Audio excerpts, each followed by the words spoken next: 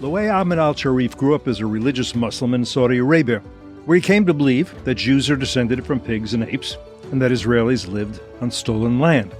In his 20s, he went to study abroad in France, where the family selected for his homestay turned out to be Jewish. His first instinct was to pack up and leave, but he stayed on, and over time, his views evolved.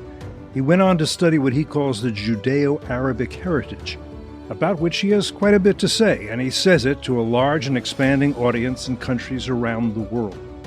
He now lives in the United Arab Emirates. Today, however, he's here in FDD's Washington studio. Also with us is Hussain Abdul-Hussain, who was born and raised in Beirut, Baghdad, and Baalbek.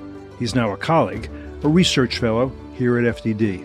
I'm Cliff May, and I'm pleased to welcome both, and to welcome you also here to Foreign Policy. Well, thanks for coming in. Thank you so much, appreciate Cliff. it. Good to see you, Hussain. Good introduction, yeah. You know what? Just elaborate a little bit on your background. You grew up in Saudi Arabia, I believe, but your father in Jeddah, which is, I've been to Jeddah. It's always been the kind of more open city. It's the open city. It's an amazing city. It's a beautiful city. Beautiful city, yeah. It's a beautiful city. But of course, in the 90s, the education was different from the education that you have right now. When MBS came into power, he made tremendous, amazing changes to the education. So lots of things that we were educated are not present now, which is great. Well, we'll get back to that. I want to get back to that. But your father was not Saudi; he was Egyptian. Did he come there to work? Or? Yeah. So I come up from a mixed Saudi Egyptian family. Okay. And I was raised but most of my life I was raised in Jeddah. Uh-huh. And it was a very nice experience to me to be of this mixed family. It gave me my family was always open. This is why when people say, so was your family part of your radicalization? I say never, but it was the education. The education was really tough on Jews and Christians, especially Jews. Mm-hmm. So this is why when I had these kind of ideas, they were brought from education. And by the way, one thing you missed in the intro, one of my favorite books when I was young was The Protocols of the Elders of Zion. And that was taught in the schools in Saudi Arabia in those days? That was taught in schools, but that was very known in media. That the Jews control the media, the Jews control the banks, and it was. But I really still have the version of the book that I had when I was young. And people should, most listeners will know this, but in case they don't, the Protocols of the Elders of Zion is a forgery from Russia. From Russia, of all places. By the way, I guess you are an amazing linguist. First of all, your English is wonderful, but you also, I guess, speak French. Yes. Obviously. I've heard you speak Hebrew, too? I speak Hebrew, yes. How can you speak Hebrew? Nobody can speak Hebrew. The French family was Jewish. Yeah. And I ended up learning Hebrew instead of French at that time. And the French family spoke Hebrew? The French family was Jewish. That doesn't mean they speak Hebrew. No.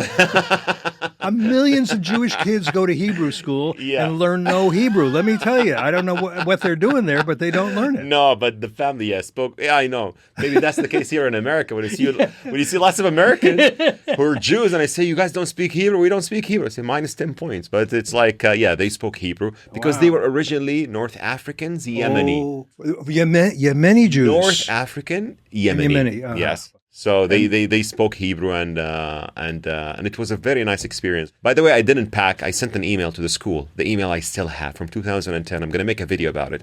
The email, and I sent the email, even though I was extremist at that time, I sent the email politely, telling the school, I don't feel comfortable being with a Jewish family. I'm not proud of this email. I'm going to share it very soon. I have a screenshot of it, and I have it. I will share it, but I don't feel proud of what I said. Just to give you a heads up.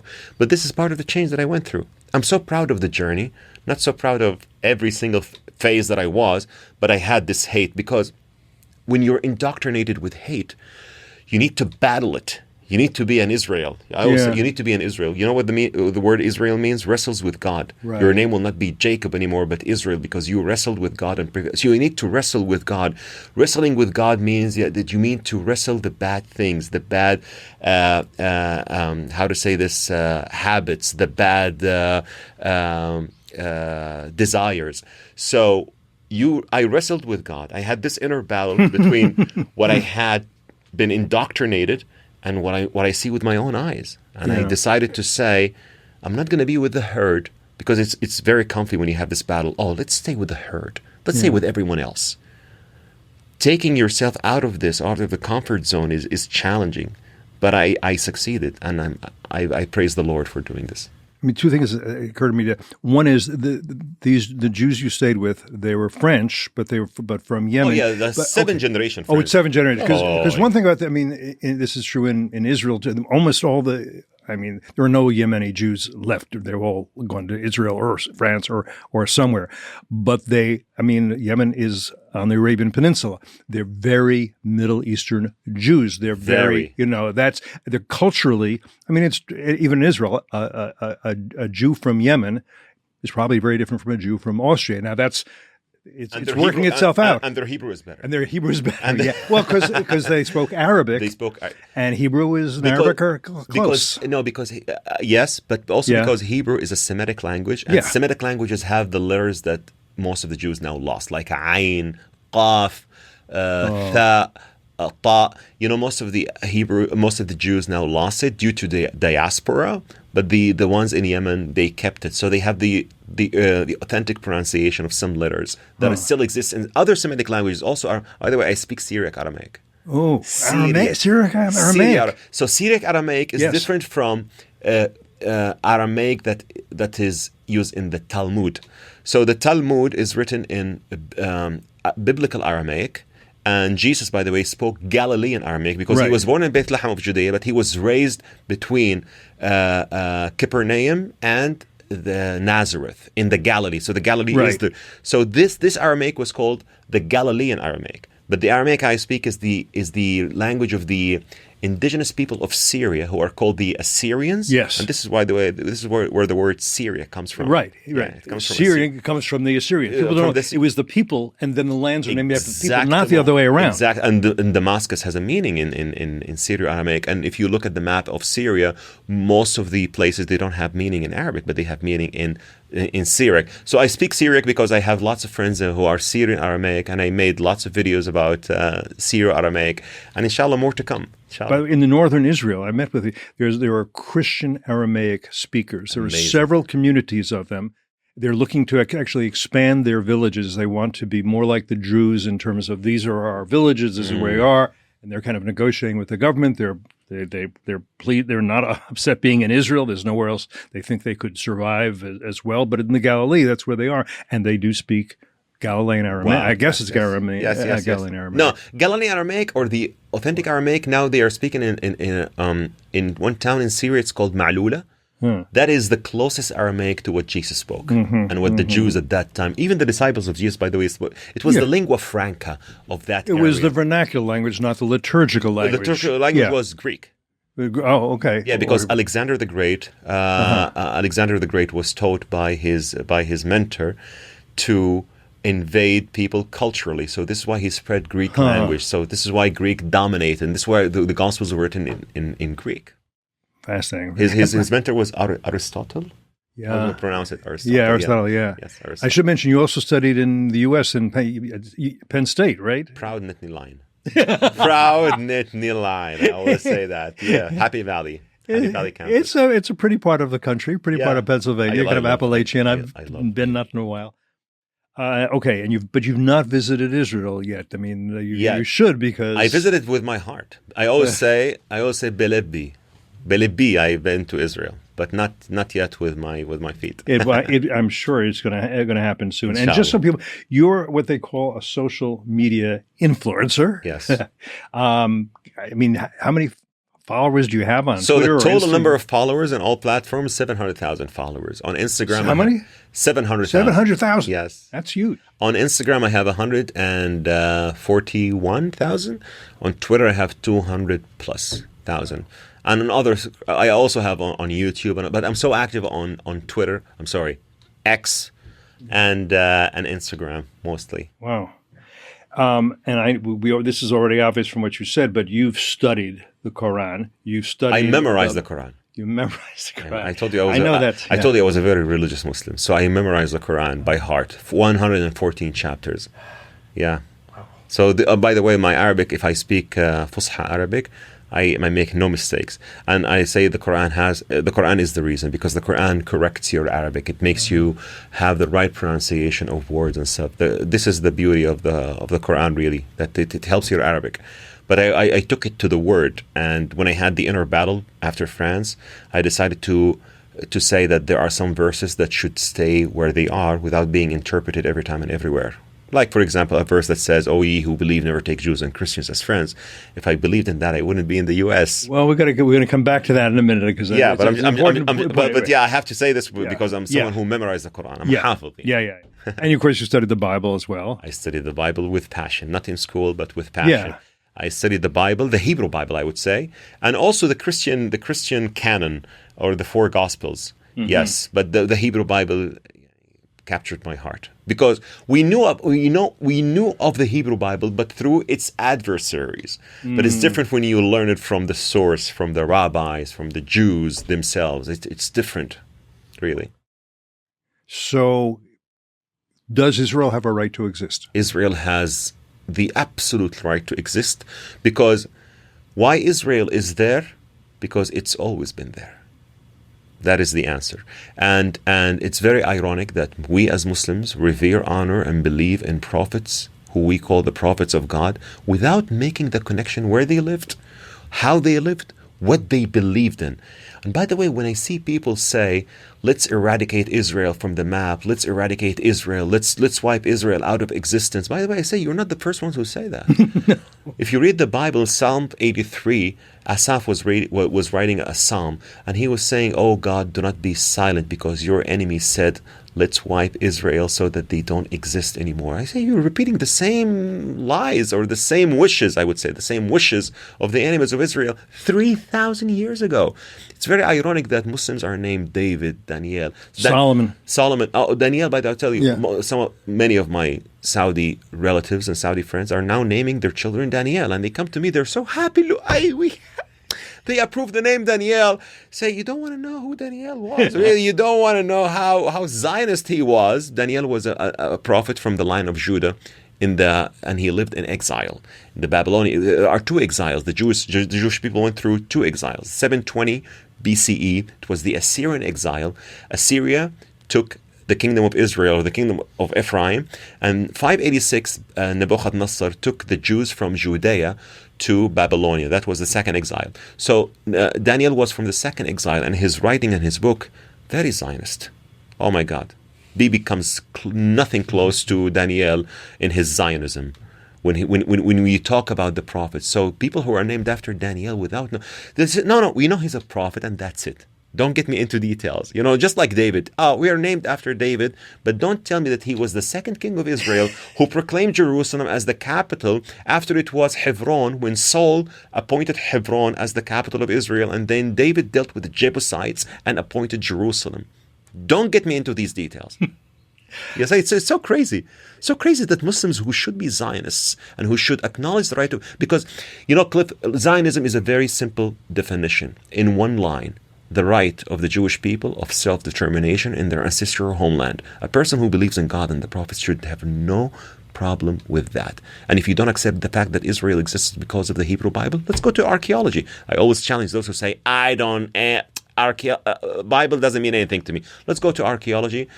Some of my Jordanian friends who say, I don't believe in everything you say because you rely only on the Bible, even though they shouldn't say that because they are believers of God. Let's go to the Amman Museum in Jordan. You will find a big stele called the Stele of Mesha. Mesha was a king of Moab.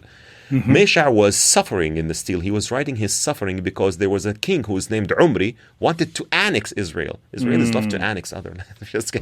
So Umri wanted to annex Transjordan. And Mesha was talking about, I stood against Umri in his battle, the king of Israel. I say, okay, forget about Umri, forget about anything. He named him the king of Israel. So you can never say that Israel only exists 60, 70, 80 years ago. Israel has always been there. That's my short answer to your question. Does Israel have the right to exist? And I can go for hours if you want to. Well, I'll let you do an even shorter answer. That's my shortest answer. No, here this is a one-word answer. Is it fair to call you a Muslim Zionist? Proudly. Okay, I knew it was a one-word answer. Yeah, proudly. That's as short as you can. Proudly. The word Zionist, it's very marred. But when you break it down and educate people about it, it's a very beautiful word. And David, who are Muslims named after, you know what he said about this word? Please read Psalm 129. Many a times have they afflicted me from my youth. Let Israel now say, many a times have they afflicted me from my youth, yet they have not prevailed against me. Let all those who hate Zion be put to shame and turn back. If you are a Muslim and you're named Dawood and you hate the word Zion, so please change your name. And I would say this too, and just historically, before, in the 1920s, the 1930s, before Israel was born, you could have before the reborn. Reborn. You're right. No, you're right. I'm wrong. You're right. One could say, I'm not a Zionist because I think the project of reestablishing a Jewish homeland that's too hard. We can't do it. We shouldn't do it. We should do something. You could say all that. Once Israel is established, all it means to be a Zionist is to say this state should continue to exist. It shouldn't be destroyed. It shouldn't be annihilated.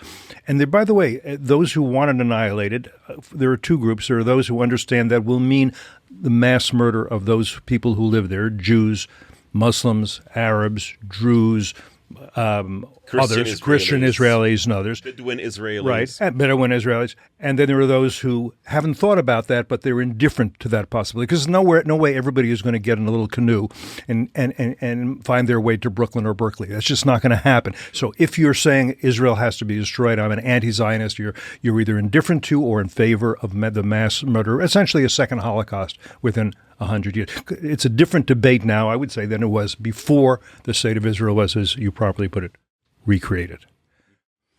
All right, so here's what I hope will be a hard question. There are those, obviously, Hamas, people in Hezbollah, Iran's rulers, some Western scholars, who would say, hey, look, Islam is and always has been proudly a warrior religion.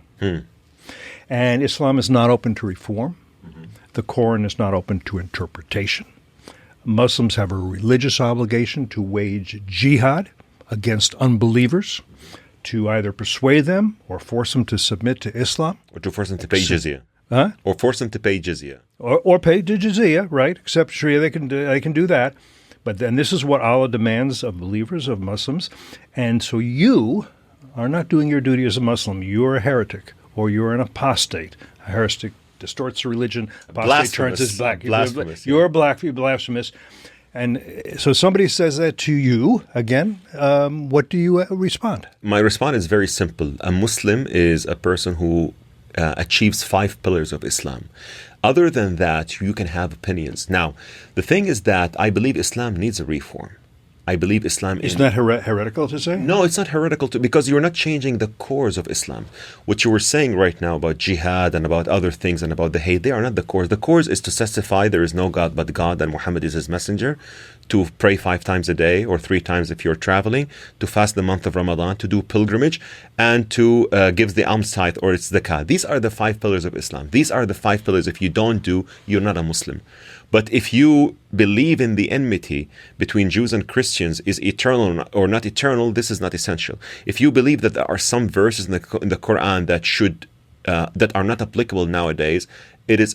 Let me tell you one thing, Cliff. No Muslim country now applies the slavery conditions according to the Quran. Why do you think? Because the world came to a consensus in the 50s, and when the United Nations, the League of Nations were formed, abolished slavery.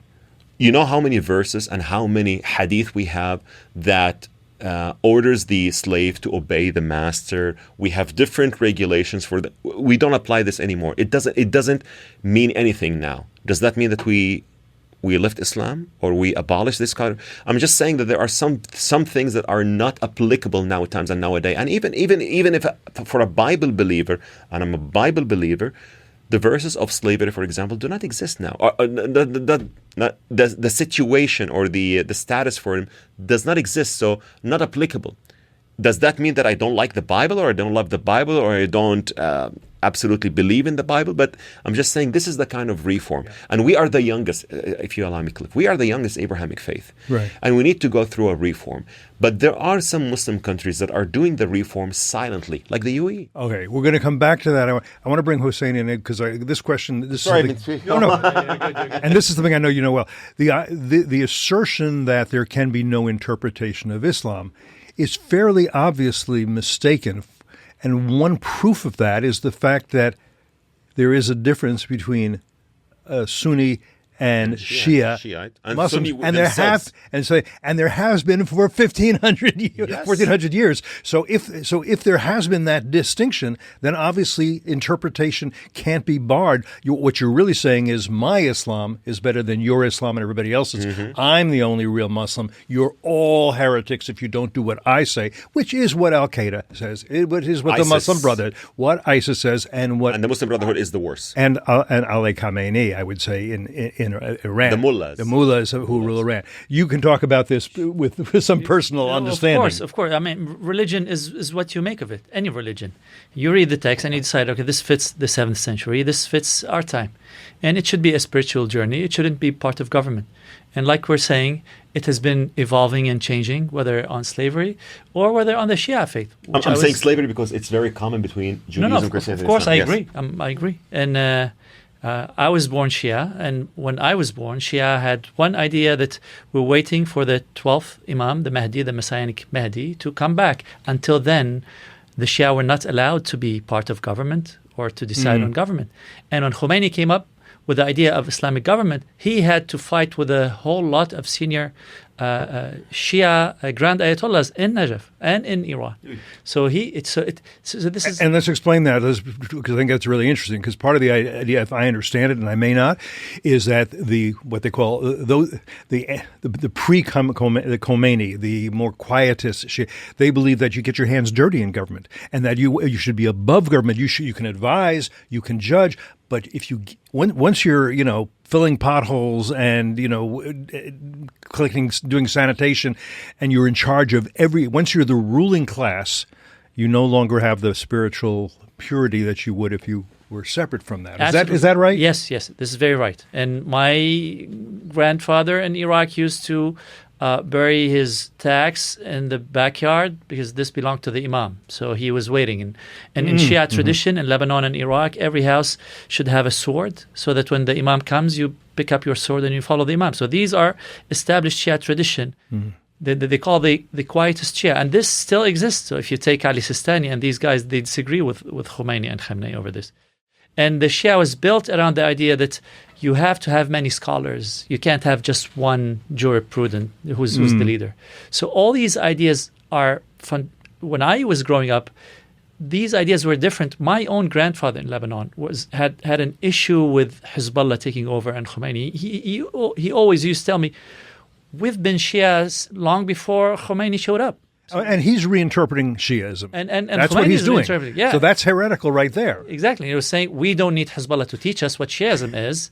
We've been Shia since forever. So, ancestors and ancestors of ours have been Shia. Yeah. So like we're saying, it's there's no way you can get all these Muslim schools to agree on how to run government. The best way is to get all of them out of government. And to say, okay, you want to be Shia, you want to be Sunni, you want to be whatever you want to be, that's your business. Spiritual journey, enjoy it or not. Otherwise, leave government to people who can run government, who know how to run government, and separate this from religion. And how about this? Is there not an obligation, if you're a Muslim, at least, to believe that Judaism and Christianity have been supplanted by Islam? That once there is Islam, you can pay. You should understand that these older religions have outlived their usefulness. And as you say, okay, if you're a caliphate in a caliphate, we'd prefer that you convert. But if you won't, at least you need to pay a specific tax. And to a greater or lesser extent, depends on where it was, to be somewhat humiliated. Understand you are not the equal of the Muslims. You'll be tolerated, and toleration not in the Western sense that nowadays of we love tolerance. No, tolerate like we'll abide you, but just barely as long as you pay us. That's one interpretation of Islam, but that's not the only interpretation. It's not the only. And by the way, there are many Muslim scholars who believe that the Bible was not corrupted. I know people might be shocked, but the majority of Muslim scholars.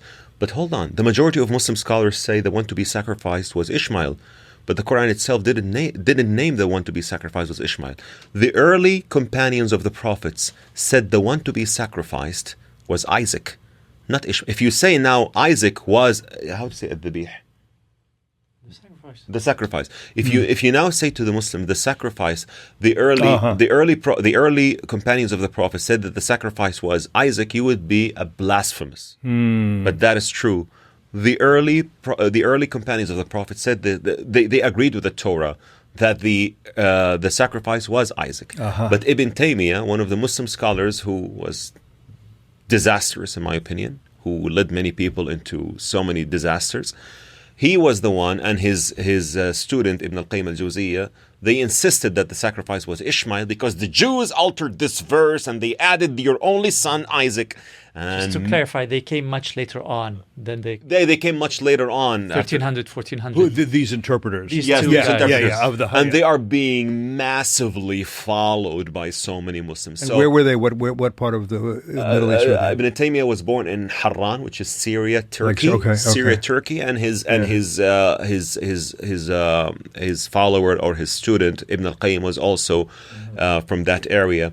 But they interpreted these kind of texts in a way. The Quran did not say who the sacrifice. I'm just giving you an example. Yeah. The Quran didn't say, but the majority of Muslims now, they think it's like a divine revelation to say that the sacrifice was Ishmael. If I may just add to what Loay is saying, yesterday the Iran propaganda posted something on X saying that our missiles will hit the polytheists, which is the Jews.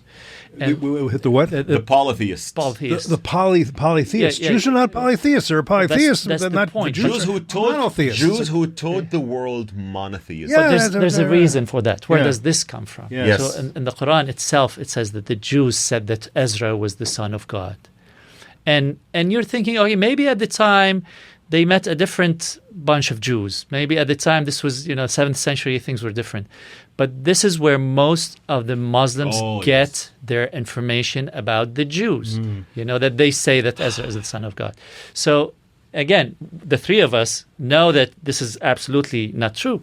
But good luck correcting this. Yeah, I traveled the world. I met Jews, Yemeni Jews, Iraqi Jews, Arab, Ashkenazi, Polish, European, Americans. I told them, please tell me, did you guys ever say that Ezra was the son of God? A scholar from UK, he told me there was a book, apocryphic book, that means it's not a legitimate book, written somewhere that some Jews gave Ezra a high status because he rewrote the Torah, but they never called him the son of God in the Christian sense. In the Christian sense. Yeah. But the son of God is someone who's pious and who's someone. But the Quran put the verse, وَقَالَتِ الْيَهُودُ عُزَيْرٌ ابْنُ اللَّهِ. The Jews said Ezra is the son of God, and the Christians said Jesus was the son of God. So you would understand that the Quran meant the same sense. Maybe there were 3-4 Jews in the Arabian Peninsula at that time said so, but the majority of Jews don't say that. So if you tell Muslims this, no, who should I believe, you or the Quran? I'm telling you, you have the wrong idea. I'm just telling you, you are getting it wrong. And it's not fair to say the Jews are polytheists, where Jews taught the world monotheism. And by the way, the Jews stood strong in a world where the word monotheism, or worshipping one God, was crazy. How could you worship one God? Thunder has a God. Victory has a God. Sea has a God. And now you're saying there is only one God. The one who stood firm in this belief were the Jewish people. Shema Yisrael, Adonai Eloheinu Adonai Echad. The Lord is our God. The Lord is one. Ve'ahavta et Hashem Elohecha b'chol levavcha u'b'chol nafshecha u'b'chol me'odecha. You shall love the Lord with all your heart, with all your soul, with all your capacity or your capabilities. And then you're calling them polytheists, but of course they are using the ignorance of the people, because they want to make the people feel that the Jews are bad. But even if they were polytheists, it doesn't give them the right. But I'm just telling you. And this is very similar to every Christmas. When Christmas comes, all the Palestinians will start posting that Jesus was Palestinian. The Quran says that he was an Israelite. Specifically says that. It's just not like an interpretation. Okay, I'll leave the Quran. Let's read the Gospels about what Jesus said. If Jesus was a Palestinian, I would call my Palestinian friends to acknowledge what Jesus acknowledged. He called the land of Israel. In the Gospel of Matthew, when he was speaking about his mission, he said, "Verily I say to you, you will not complete the towns of Israel until the Son of Man comes." So he called the land Israel. He celebrated Hanukkah because Hanukkah was a celebration made by the Maccabees, the Hasmonite family that existed almost 200 years ago before Jesus, when the Yehuda Maccabi defeated Antiochus Epiphanes. He went to Jerusalem, celebrated Hanukkah. He celebrated Pesach. He was a religious Jew.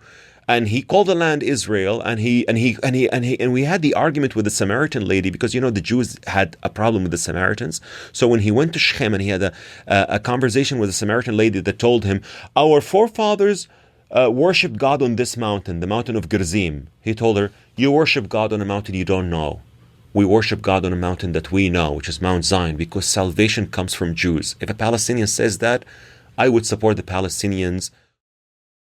Well, and there's this point which and most listeners probably know, but it's worth pointing out in case some don't, is that the Jewish rebellion against Rome was partly because Rome was polytheist and the Jews did not want to acknowledge all the Roman gods, and they also were anti-imperialist because Rome was an empire, and the punishment was expelling the Jews, killing the Jews, enslaving the Jews, and by the way, naming the Jewish homeland after the Philistines, which is something... Which is the enemies of Israel. It's the enemies of Israel, and they are people from the Aegean Sea who landed there, not indigenous. So when you talk about Palestine, you're talking about something entirely... One thing I want to say to those also who say Jesus was Palestinian, if you know what the Messiah means, you would be ashamed of ignorance of saying that Jesus was Palestinian. Jesus believed inside him, and I would quote someone who's not Christian. His name is Bart Ehrman, the famous scholar who studied the Bible intensive, especially the New Testament. He said that Jesus in his mind thought that he was the Messiah, between quotes, the future king of Israel. The Messiah is the future king of not Palestine or not the Philistines, of Israel. Jesus believed he was the king of Israel. This is why when the Romans crucified him, they mocked this belief and they called him the king of Jews, not the king of Israel. So you have to connect the dots. There's also say the Messiah was Palestinian, while the Messiah himself believes he is the king of Israel. It shows you how ignorant the enemies of Israel are. Well, and speaking of ignorance... Oh, tremendous ignorance. Tremendous. Not least on the American campuses. And let me just, I'm going to tee this up for you here, because we just said that Palestine is a name that the imperialists gave to the Jewish homeland in response to a rebellion against imperialism and against Roman polytheism. And yet, what is the charge you're hearing from these undergraduates or graduates or even faculty? That the Jews are settler colonialists in Israel. Well, what the word Jew means. Okay, you asked them what the word Jew means. By the way, before 586, they were never called the Jews. They were called the Israelites.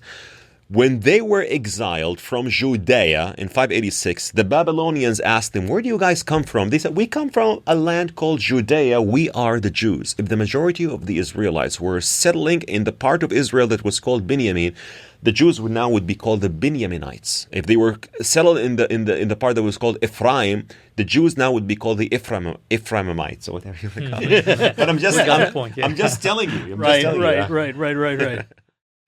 All right, let's move on to the Abraham Accords, which you've got some opinions on. Talk about how you see that. I see it a great. Sometimes, I'll be very honest with you. If you give me the green light to speak as much as I can, because sometimes you have to be politically correct, but I would say the greatest achievement in any American administration to our region was the Abraham Accords. This is politically correct. Okay, fine, really? Yeah. Okay. Pass. Because sometimes, but honestly, I believe that what President Trump did to our region, and to those Americans who say, but there are good and bad in I say, hold on. If our region is fixed, trust me, Cliff, as someone from the region natively, if our region is fixed, many of America's problems are fixed. if the Abraham Accords 2.0 works well, Be'ezrat Hashem, with the help of God, many of America's internal problems will be solved. So I'm just saying to those who think the Abraham Accords is just, something flashy, it is not. It is, first of all, it is blessed because it's named after our forefather. As an Ishmaelite, I'm speaking, as a son of Ishmael. And by the way, Ishmael was also half Egyptian. You have to know this. Ishmael was also half Egyptian. As a son of Ishmael, I would say that the Abraham Accords are the blessings of the region, bringing Arabs and Israelis, Muslims and Jews to thrive this region with a strong America. This is the best thing that we need in order to take it to the next level. We can beat Europe. And I want our region. I want the Middle East. As a proud Middle Eastern who loves my region, I want my region to be the new Europe, better even than Europe. And we can do this with a strong America.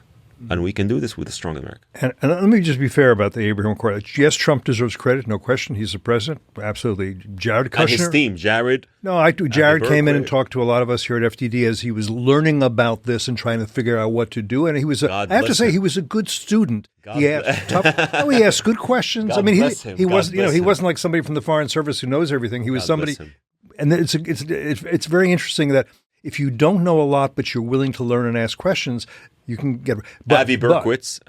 Yeah, absolutely. But I would just add this, that the seeds were not planted by Jared Kushner or Trump. They saw what you could harvest because of attitudes that had already changed. And you can tell me more about this, but in UAE, in Bahrain, and in Saudi Arabia, no question about it. And I'll just say this, when FTD was founded 22 years ago by me and a few others, I never thought, Saudi Arabia, this was right after the 9/11 attacks. These were 15 of them were Saudis. I thought one Egyptian, 2 Lebanese, 2 Emirati. So I thought, Saudi Arabia is really hostile. I have changed my attitude. I've been, to my astonishment, welcomed in Saudi Arabia, welcomed by Saudis, who have been very honest, saying we made a lot of mistakes. There are reasons we cultivated or Al Qaeda or let Al Qaeda grow. And I'll say this. This is why MBS has to be commended. Well, I'll just say this, and I think you'll find this interesting. I was a fairly young reporter in Iran for the Iranian Revolution, or which I would call the Islamic Revolution, right?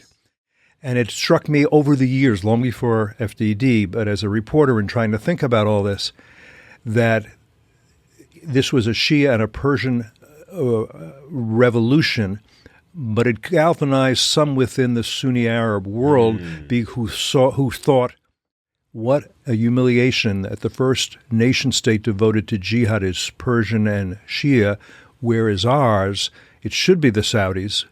But it's not, because the Saudi princes are having too good a time skiing in Samoritz, shopping in Paris, and drinking whiskey with their infidel buddies in Washington. From that seed, Al-Qaeda was born. For a while, Saudis had told me, they spent billions of dollars on madrasas in Pakistan training suicide bombers. And that what Saudi said to me is, we created a Frankenstein monster. It attacked you on 9/11, but it's attacked us too. In 2004. Right. Al-Qaeda. And we now know this, and the result is that the Saudi, certainly the Crown Prince, despises Al-Qaeda and despises the Muslim Brotherhood, which is, I don't know, Al-Qaeda light maybe? I don't know what you would call it. Of course. Al-Zawahiri was a Muslim Brotherhood. Yeah, and it was the gateway into it. And I think he, and that's not some way not surprising, understands the Muslim Brotherhood, understands Al-Qaeda, understands where that comes from, much better than, say, most professors at Columbia and Harvard in their Middle East Studies Department who don't understand. And you know who understands the Muslim Brotherhood really well? The UAE. That's why it's banned in the UAE. It's banned in Saudi Arabia too, no? It's banned in Saudi Arabia, but it's how to say this, the UAE has the ideological way of debunking all the lies by the Muslim Brotherhood, and they are severely banned in a way that so the UAE is the most tolerant country in the region. Great tolerance, amazing. It's intolerant to one thing, intolerance. It's intolerant to those who are intolerant to others. Right. It's intolerant to the radicals and Islamists and the Muslim Brotherhood, which is a great thing. Which is why if you come to the UAE, you'll see 200 plus nationalities blend, live together, prosper, thrive, without being worried of being intimidation for who they are. Now, I've got to be fair. I need to say this. I agree with everything you say, whether it's UAE or Bahrain or Saudi Arabia. They're not democratizing; they're reforming, and there is a difference. And They're monarchies. Here's how I'd understand it: that if you're looking at Mohammed bin Salman, for example, his view, and I think it's a serious view, is look, I'd be nice to have elections and all that, but I want to transform this country. He expects to be king. And he expects to be king when he's 85. For the next 25 years, and he wants may God bless him. And he wants to transform the country in very important ways, so it's not just pumping gas, so that it's a place where people want to work, where there are hospitals and institutions. Of course. As you say, that it's as good as anything in Europe and perhaps better. And the only way you can do that, and he needs to do that himself. So he might at some point have more of a majlis come and advise him or something, but he's not going to. But again, a lot of Americans don't understand. You can be a serious reformer without being a serious democratizer. Those are separate things. It's also something that a lot of Americans haven't understood in terms of, I would say, the Palestinian question. I remember one of the few arguments I've ever had with Condi Rice when I was on a committee reporting to her is when she wanted elections in the Palestinian territories. And I said, my view was elections alone do not a democracy make. If you can't stand up on a soapbox and say, vote for me, I will bring peace with the Jews and we will prosper and be free, and you will not survive 24 hours having said that, you can't have elections. It takes a lot of other things before you can get to that point. And, she says, it's a start. But, of course, it didn't work out. We know what happened, right? 2006. 2005, the Israelis leave Gaza. By 2007, there's a civil war between Fatah and Hamas. A lot of Fatah killed. I'm sorry. Go ahead. It's disastrous how the Israelis uprooted their own people, 8,000 settlers from Gaza, leaving behind the technology that the Palestinians could reap its benefit, and they turned that into hell. And this is we're talking about the greenhouses. They were like $14 million worth. They were high tech vegetables. The beaches, Cliff. The beaches could turn Gaza into a Switzerland. Or a place where they would make deals with the Israelis to come on beach, come and have fun, come as a resort, and they would make great money. But they turned it into, and this is why, by the way, when the world's saying to Israel a two-state solution, especially after what happened on October 7th, the world is treating Israel that the Israelis don't understand the precautions of the two-state, while the Israelis are the only ones who understand it.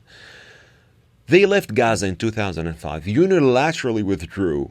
And the result was missiles from Gaza for the past 17 years. You expect the Israelis to give another portion of the land to make 2 missile pads from 2 directions? You expect that? Of course not. The Israelis are not going to do that. I would just 2005 was a lesson. It should have been, not for the Israelis, not for the Israelis. I'm not sure it is for most Americans for and the Europeans. For the Israelis. But not only 2005, 2003. The Iraq invasion, 2005, in Lebanon as well. The 2006 uprising, the uprising in Lebanon, 2011, all sorts of Arab Spring. We should have learned the lesson. I know that I have learned the lesson that, like Cliff is saying, you can't have election only unless you have liberty, striking root, spreading among people so that they understand that if someone says something that you disagree with, you can't just really go and kill them. And make a fatwa. Imagine if I was running and say, I would run for a program that would establish a state where Arabs and Israelis live together, Muslims and Jews live together, and we will thrive together. And then a fatwa asking for my head, I would absolutely be bye-bye, gone. Qatar, what do you think about Qatar? Or Hussein, you can answer a little. Gulf citizens. He has to be nice because he's from the Gulf. You don't have to answer any particular question. I mean, I have to ask, but you don't have to answer. Hussein, you take this, please. Yeah, of course. I mean, Al Jazeera has been the most notorious player in all of this since October 7th. I agree. I was in Taiwan last week watching Al Jazeera. It's just constant because on the TV in the hotel, constant dreadful propaganda. Was the English stream? Yeah. Oh, wait until you watch the Arabic stream, and it's just. No, the English is very nice, by the way. It wasn't so good last week. They were really compared to Arabic. Yeah. No, but they have. And everybody should know Al Jazeera is owned by owned and I would say operated by the Qatari government, the royals. Yeah. But they have a whole system in place, including funding some American universities who have campuses in Qatar. And the whole idea is that they want to prove that Islamism works, and Islamism is better than whatever Western liberal government that the West came up with. And this is, if you read all the literature that they put out, if you watch Al Jazeera, you come to the conclusion that this is what these guys think. Do the royals believe it? I'm not sure. But this is what they're saying all the time. Here's what I would say, and you can nod your head or not. I think that the Qataris are very clever at hedging their bets, at playing both ends against the middle. So, in other words, there's an American base there. Oh, Al-Udeid. We like the Americans. Oh, we also are very close with the Islamic Republic of Iran. Oh, we have Al Jazeera to spread our propaganda. We have Hamas, and they can spend their billions there, and they're both Khalid Mashal and the late Hania were billionaires, evidently, and not from bake sales or hedge funds. They did it from scraping off foreign aid. I thought they have a high-tech and AI thing. You thought they had? They're doing a little, yeah. And so there's this is and they've got the Americans, I think, that stupidly to say, oh, that's great. Then if you've got the Taliban there, if you've got Hamas there, then you can kind of keep the reins on them a little bit, negotiate with them, make sure it does. And of course, all that was false, as we learned on October 7th.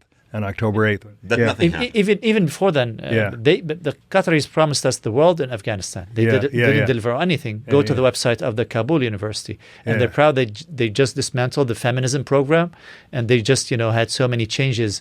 And you're thinking, but the Qataris promised us that nothing will change. So they didn't deliver. And I don't think they'll deliver with Hamas, whether on the ceasefire or the exchange of prisoners. It's just... Sometimes they come across as the government that loves to be in the spotlight and that promises the world and doesn't deliver. And the Biden administration, I think it was a big mistake, made Qatar early on into a major non-NATO ally. And I think it was sort of more a bribe than a tip. In other words, a tip comes after your good service, and this was maybe now you'll give us good service, but they haven't. Just as the Biden administration decided that the Houthi rebels in Yemen, we're going to take them off the terrorism list, and maybe then they'll be more gentle. Declassify them as now. Whenever there's tension, they say we can't use Al-Udeid. They already issued a statement in the past saying you can't use it if there's war with Iran. So why do we have it then? Why do we have it? We have it. The Qatari taxpayers. Yeah. Well, also the Qataris think they'll protect us. And we should not have a base in the Middle East only to protect the Qataris from possible enemies. It should be, if it's an American base, it should be able. We should use it for whatever America wants. Yes, they can't dictate our foreign policy. And its allies. And its allies. Yeah. All right. You add with All right. Maybe this is the last. We're recording this full disclosure on Tuesday, and there's much talk, predictions even, that the war that Israel's been fighting since October 7th with Hamas, since October 8th with Hezbollah, when the ceasefire ended, is about to escalate.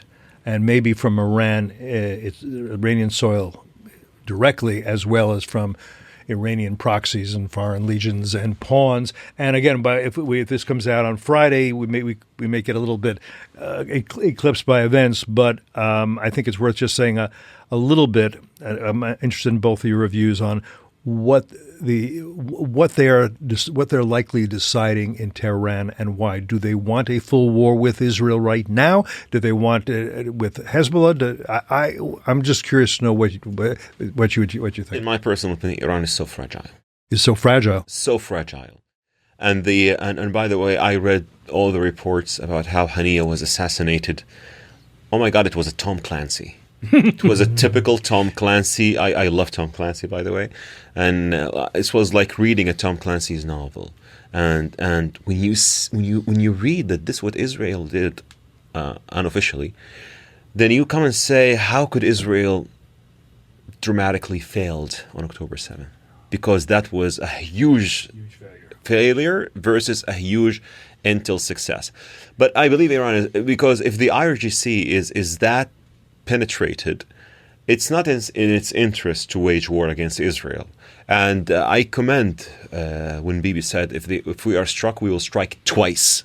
That is the language that Iran understands. Iran keeps threatening. And listen, in my opinion, if you are willing to do something, you just, stop threatening. Because Iran keeps threatening. And I don't think it will. I don't think it's in own interest to wage a full-scale war against Israel, because Israel will fight back hard. Yeah, I mean, I think they will. My prediction, and get me wrong, I hope you're right, is that the mullahs feel they have to do something, and they'll do something to save face. Maybe to save face. But there's one other point that I have to make here, and it's lovely that there's tolerance in Saudi Arabia and tolerance in Iran. But I also think that the various pragmatic Sunni Arab nations of the Middle East, they want a strong Israel that can be their ally against common enemies, most particularly the imperialists in Tehran, and a strong America, too. And I don't think we've been. We have capabilities, but we're not showing determination and will. I think it's been very bad, and that's a big problem. Maybe one we won't discuss in this conversation. But those who think, oh no, what we need the Israelis to do is to let up, is to worry more about the day after, when the day is not over yet. Hamas is by no means defeated yet. It's weakened, but it's not defeated. Hezbollah is a huge problem in the north. Israel needs to be seen as having capabilities and strength and the will to use them, and that becomes a useful ally. Because the Saudis don't need to go have hummus in Tel Aviv. They don't, and with their Israeli buddies. That's nice, but at the end of the day, Machtpolitik, power politics, counts in the Middle East and really everywhere in the world. Totally agree with you. And this is also one of the things that Bibi mentioned something about the Abrahamic Alliance. But I wanted to add something. The Abrahamic Alliance will not work if you don't have a strong America that believes in its allies in the region to build an alliance that would make the Middle East thriving and strong. The Abrahamic Alliance will not work at this moment if Saudi Arabia and Israel don't have diplomatic relationships.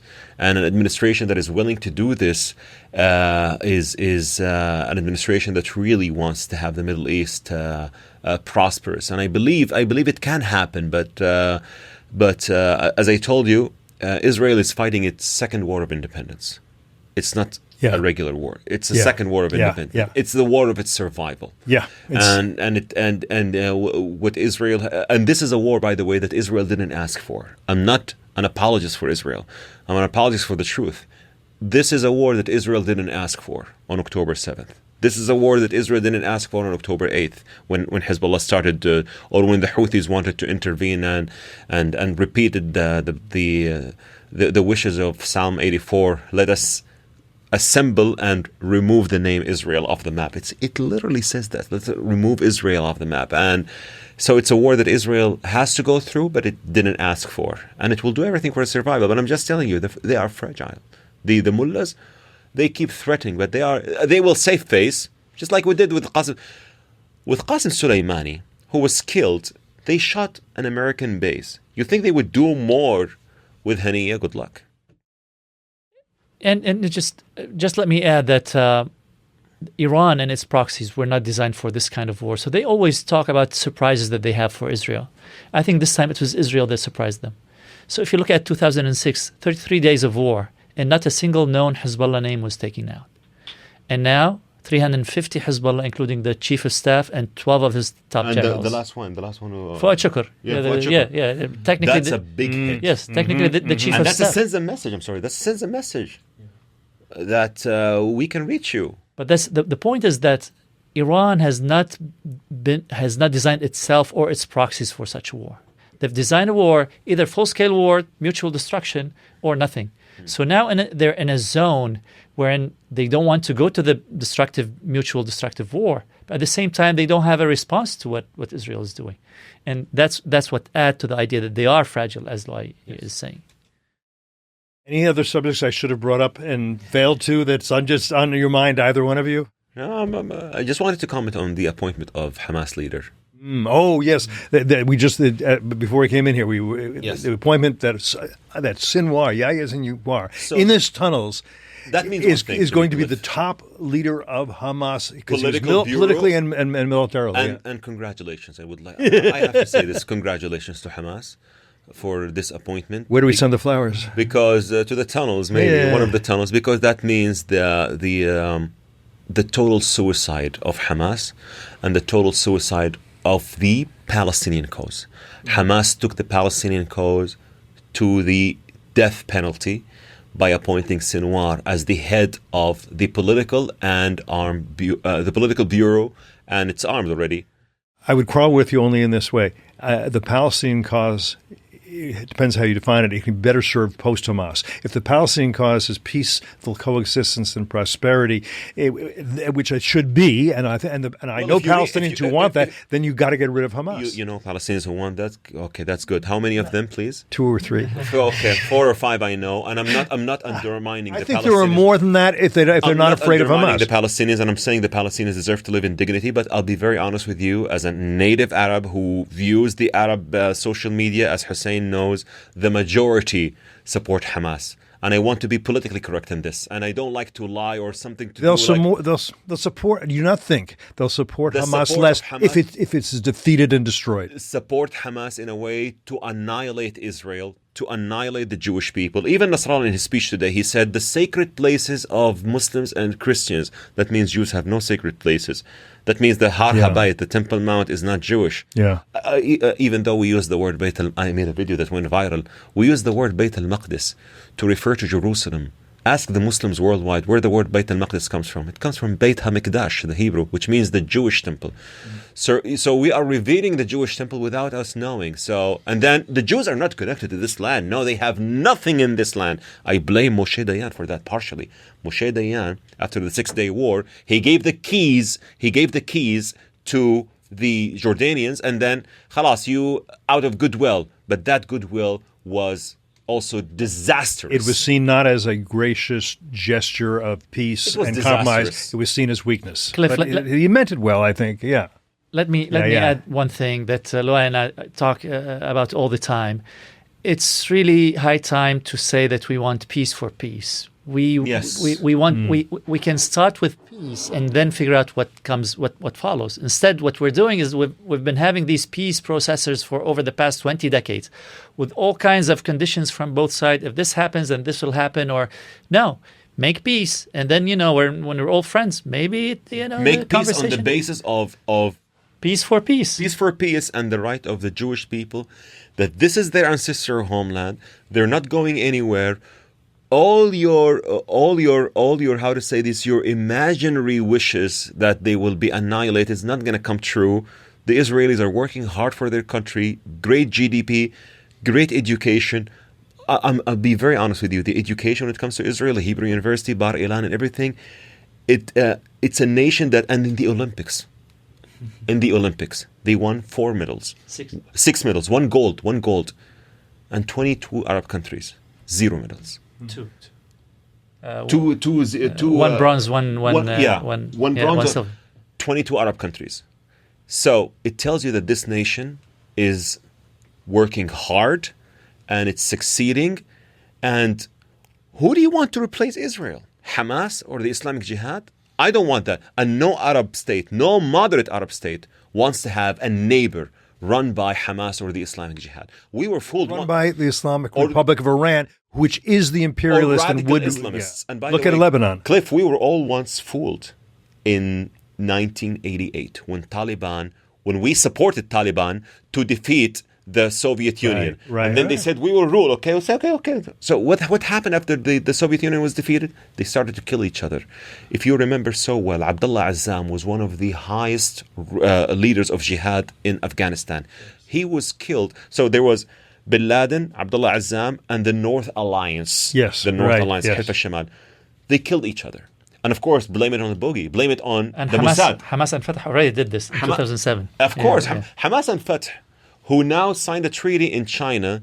I will tell your audience one thing. Those who didn't respect their treaty in the house of God in Mecca in 2007 when the late king of Saudi Arabia, King Abdullah, may his memory be a blessing, he brought them to Mecca, and they stood in front of Kaaba and they said, we will not fight against each other.